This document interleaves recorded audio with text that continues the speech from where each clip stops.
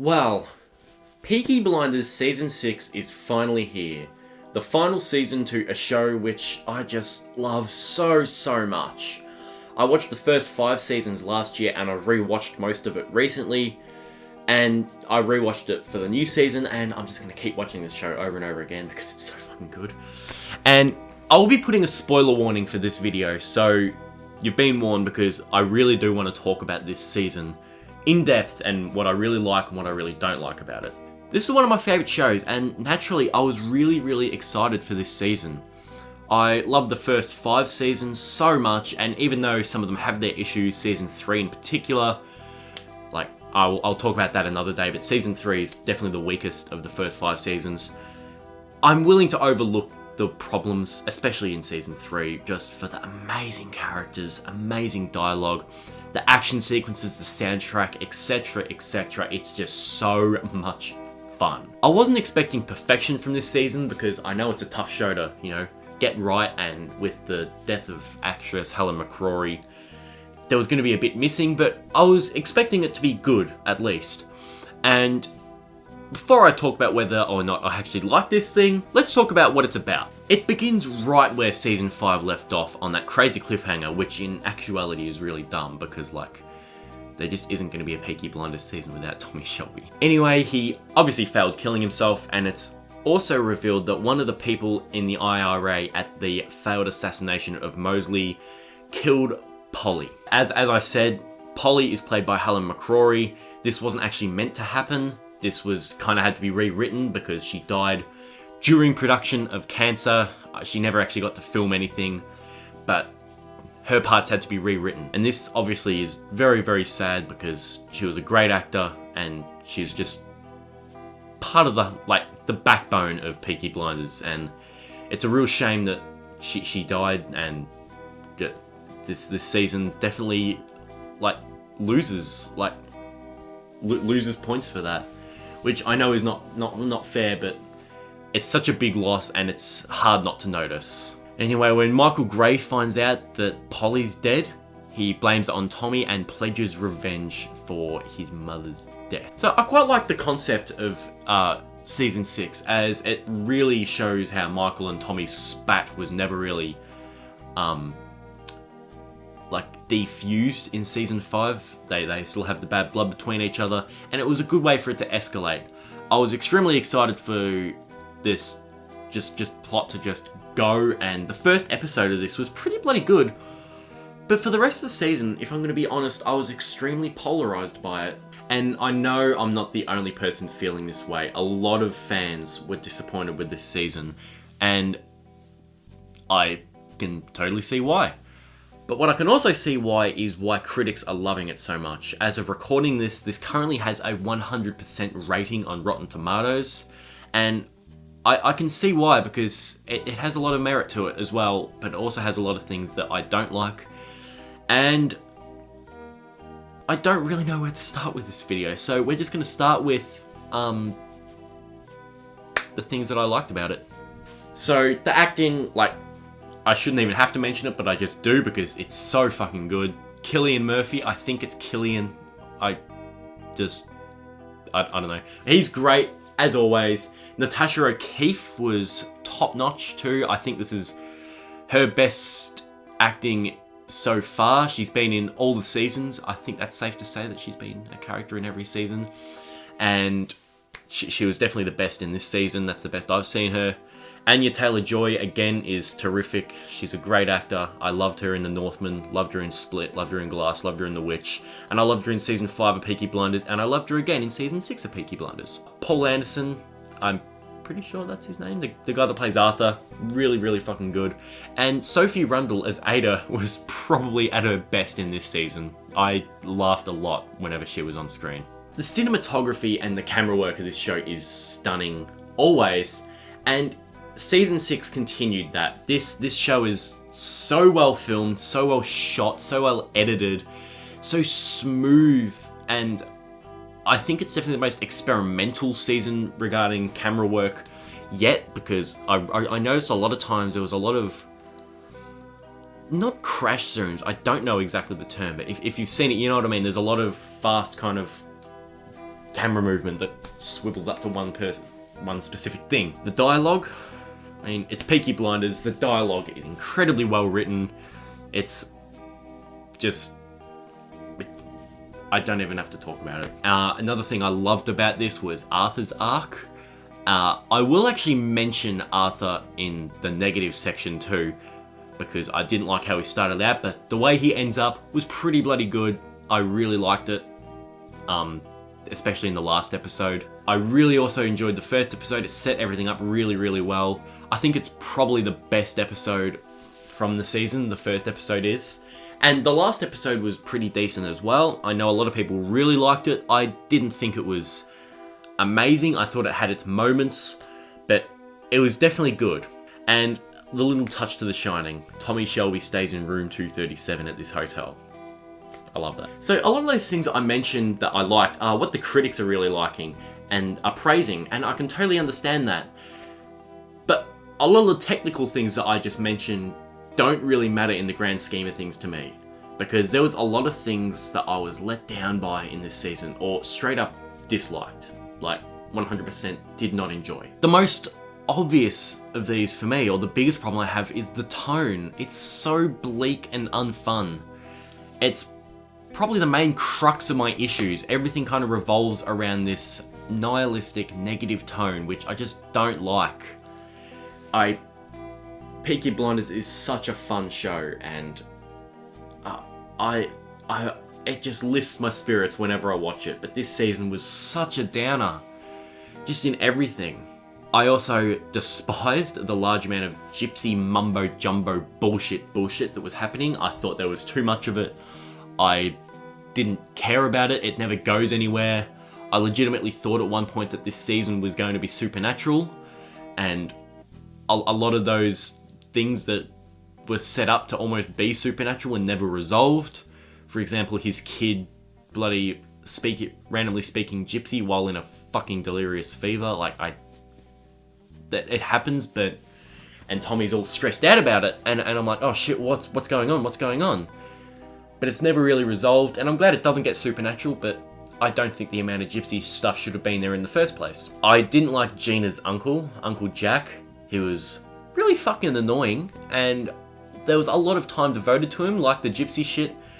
It never went anywhere, despite how much time there was. He was used to let Arthur out of prison at the end, and that's about it. That's all he really had to do, but they focused on him a lot, and I did not care. And I didn't like the main narrative. The main driving plot I did not enjoy. I did not enjoy the stuff with Tommy's sick kids. I thought it was super depressing and unnecessary. And again, that kind of sickness that was relating back to the gypsy bullshit, and Tommy going on a fucking quest to try find a cure, and with his kids speaking gypsy language. I don't know why it was there. It was such a downer, and when his kid died, oh man, that was so fucked up. Peaky Blinders really decided to focus on this more negative just aspect of everything, which I understand, but at the same time, it's still Peaky Blinders. The show is still Peaky Blinders. I want it to be Peaky Blinders. And I'll come back to that in a sec with changing, because I know Stephen Knight's defended the show by saying, oh, people need to not expect the same every season, which I totally get. But at the same time, if you're going to do something different, you got to do it well. I didn't like Arthur at all until the ending when he redeemed himself. There's one part when he's sent out to kill this guy, and he just breaks down and cries and can't do it. And no, this is not Arthur. Don't have any fucking shame in yourself. This is Arthur Shelby we're talking about. What the no. No. No. Really upset me. I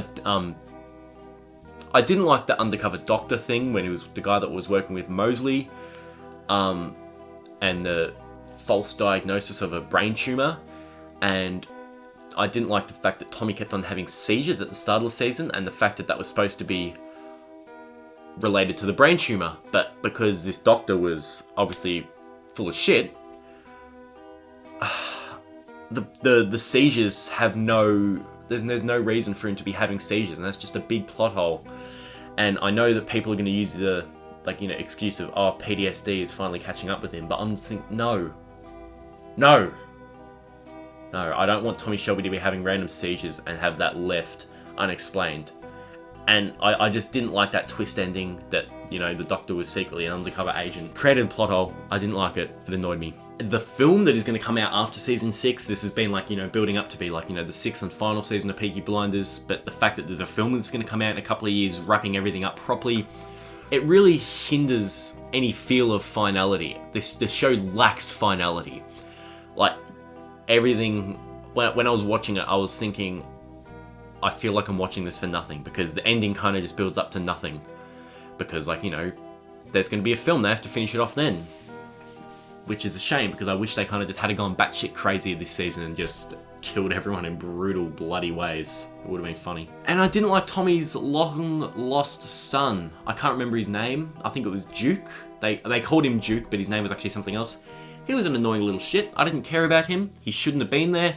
I agreed with Finn. There was actually one part where Finn was like, who the fuck do you think you are? You're not a fucking Shelby. And I was thinking, yeah, he's not. Fuck off. I don't like you. I didn't like the lack of action and violence. That's what Peaky Blinders is known for. It took a turn for a more contemplative season, which I don't care about. This show is still Peaky Blinders, and it just took a 180-degree turn with all the characters and their motives, and I just didn't care for the way they were written. I thought the dialogue was well written, but I didn't care for the way the characters and their arcs were written, aside from Arthur's. But I just thought it was so stupid. And when there was action and violence, especially at the end, it was all dictated by Polly's gypsy prediction that happened in the season prior. The fact that one of them will die, but it won't be by a bullet, and that kind of held some restrictions, because with that there was like, you know, no fucking guns being shot if Polly said there was going to be no bullet. So that was annoying. There's just not a lot to remember about this season. I didn't like the soundtrack either. Red Right Hand played once throughout the whole season, which kind of makes sense to me, because I don't think Red Right Hand would have fitted with this season. Which is sad, because it's such a good song and it screams Peaky Blinders, but because this season has such a horrible, negative, sad tone, it wouldn't have fit it anyway.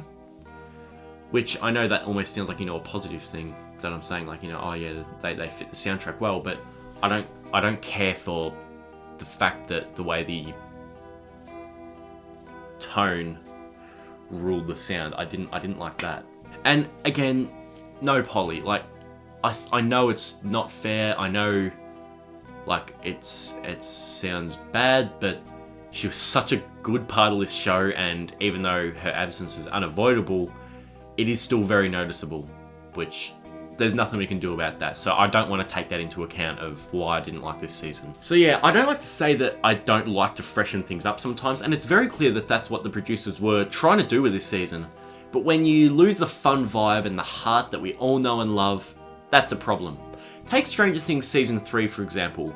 It tries something new, it gets wacky, it goes probably a little overboard with its abstract plot, but it keeps the same tone and heart that the first 2 seasons had, and that's why I respect it so much. But in Peaky Blinders 6, it really lost something for me.